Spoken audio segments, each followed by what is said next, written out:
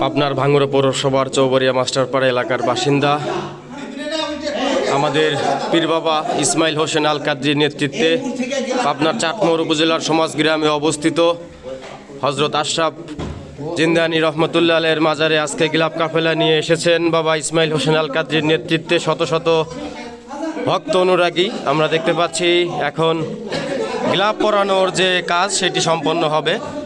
কয়েকশো ভক্ত নিয়ে বাবা ইসমাইল হোসেন আল কাদরি পাবনার ভাঙ্গুড়া পৌরসভার মাস্টারপাড়া থেকে তিনি এই প্রতি বছর আশরাফ জিন্দানির মাজারে তিনি এসে থাকেন।